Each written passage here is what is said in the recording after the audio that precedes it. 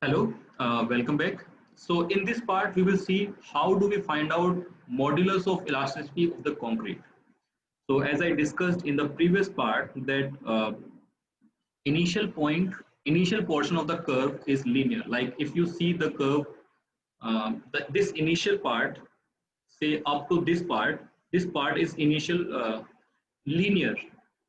So in the linear part only, we can apply the modulus of elasticity, or otherwise we use the tangent modulus to get the value of modulus of elasticity. So according to Hooke's law, we know that stress is directly proportional to strain, and using this Hooke's law, we can easily find out that Young's modulus of elasticity, and I have written here C because this is for the concrete. So Young's modulus of elasticity is equals to the ratio stress upon strain.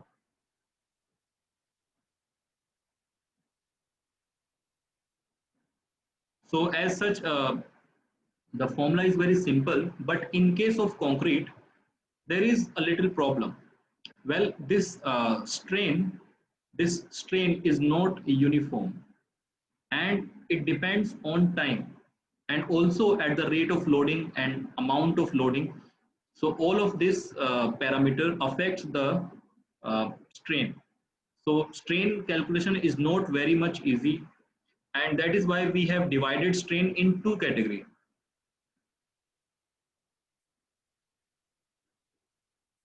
So basically there are two types of strain that are being considered in calculation of modulus of elasticity of concrete. One strain is called short-term elastic strain, and the another one is called long-term elastic strain. Well, short-term elastic strain dependent on instantaneous load. If we apply load on concrete instantaneously and remove it, then the deformation occur will be because of the short-term elastic strain.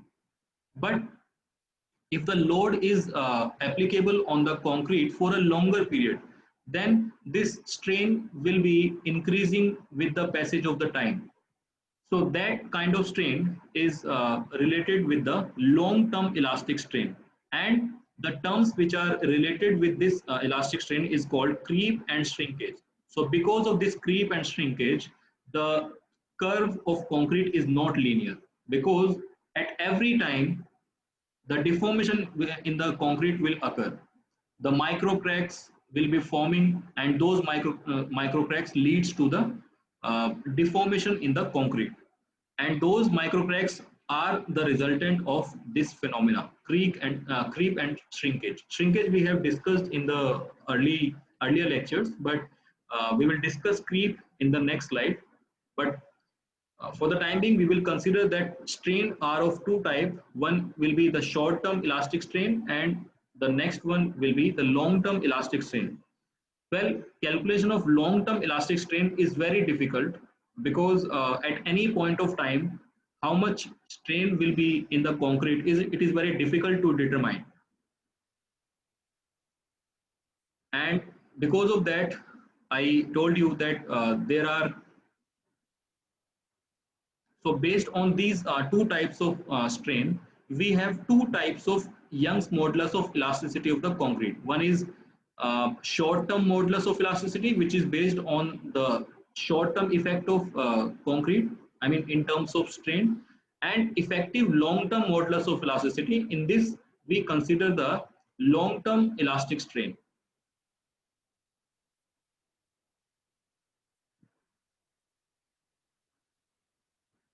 So short-term modulus of elasticity can be calculated using the initial tangent modulus, or using the tangent modulus, using the secant modulus. So all these terms can be used to find out the Young's modulus, but at the same time it is very difficult. As I explained earlier in the previous part, that drawing initial tangent modulus and drawing tangent modulus or secant modulus, they are very difficult to assess and difficult to calculate. So because of that, our IS code, which is used to design concrete structure, which is IS 456 2000, it has given a proper empirical formula for the calculation of short Young's modulus of elasticity, and that value is 5000 FCK, 5000 under root FCK. FCK is the 28 days strength, 28 days strength of the concrete, and 5000 it is a constant, and this formula is basically empirical formula. Empirical formula are those formula which are based on graphical results, based on the graph, based on the experimental results.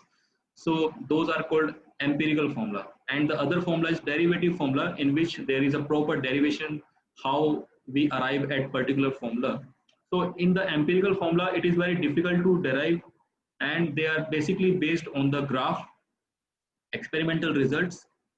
So as we know, initial tangent drawing, initial tangent modulus, secant modulus, they are very time consuming, and for that IS code has given us a direct formula which is 5000 under root FCK. Well, this formula take care of short term short term strain, as well as to some extent the long term effect of the strain also take care of by this formula, which means in this formula we consider to some extent the long term effect of the strain also. Although the long term elastic modulus can be calculated using this formula EC that we have seen uh, in the previous slide, and theta is called the creep coefficient. So if we know the value of theta, we can easily calculate the long term elastic modulus for a particular age, say for 7 days, for 28 days, or say at 1 year, what will be the Young's modulus of elasticity of the concrete. We can easily calculate using this formula. So this theta value, this is again given in this clause in IS code. The value of theta is given in the IS code. So, but generally in our calculation, we will be using E value, this one. I have shown you how do we find out long-term elastic modulus, but in our calculation, we will be using this EC value only. Now coming to the another concept, I have just discussed that the non-linear part of the concrete is mainly because of this part, which is called creep. Well, we need to understand what is this creep.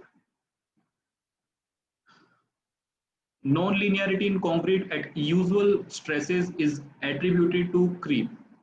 Well, if we apply stresses on the concrete, say low stresses on the concrete, so if those stresses are applied on the concrete for a longer period, concrete will be deforming with the passage of the time, even at that low stress also. And this is happened because of the phenomena of the creep. So creep is a time dependent property, time dependent phenomena. So here it is also defined. It can be defined as the time dependent phenomena or part of the strain. Well, if strain is basically the measure of deformation. So it is a time dependent phenomena of the deformation resulting from the stress.